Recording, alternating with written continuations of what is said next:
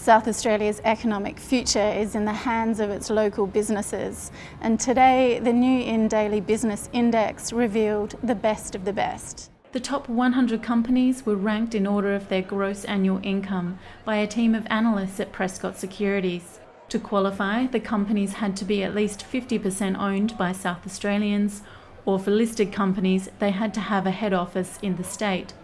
Coming in at number one was Santos Limited, one of the leading oil and gas producers in the Asia-Pacific region, with an annual turnover of $4 billion. While traditional sectors such as mining and construction contributed to 30% of the revenue identified in the index, the big standout of the day was the growth of South Australia's food and wine industry. Food and wine for me was the particular area that I've taken a lot of excitement out of. We've seen that grow tremendously. Of the SABI, or the South Australian Business Index 100 companies, food and wine represented about 16% of revenue, but that's grown in recent years when we've done this sort of analysis, to the point that we're now seeing a real good opportunity for South Australia to export to the widening Asian regions.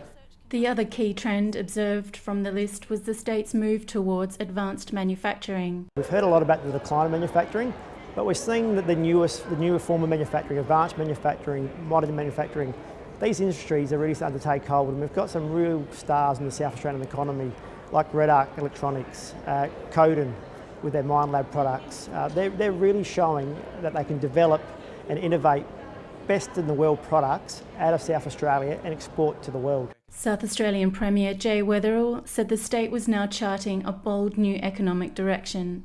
We need to transform ourselves from an old to a new economy. We're seeing all around us at the moment, simultaneously, creation and destruction. And this is unnerving if you're in the businesses or the business models that have been destroyed, but incredibly exciting if you're in the areas where the creation is going on, that doing the new things which are creating so many possibilities. And of course, jobs are going, but others are being generated, partly as a result of new technologies turning old business models on their heads and sparking fresh opportunities. The shift towards growing industries such as food and wine and information technology was seen in some of the youngest companies to make the list. We had three companies that have only been around for about 5 years, Vino Mofo, Australian Whole Foods, and also Chamonix IT Consulting. They range from 10 million in turnover to 30 million in turnover. And in a 5-year period to grow a business to those levels is astounding. And it shows that if we get rid of this fear and we're prepared to have a go, there's real opportunities in the South Australian economy. A panel discussion delved deeper into areas of growth and opportunity for the state's emerging entrepreneurs. I was struck by the fact that there's 1%, one company that's in biotech, and two that are in ICT.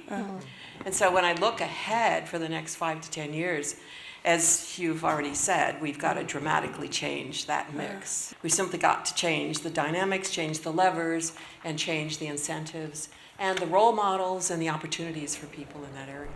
Simone Mazengarb, reporting for the Lead South Australia.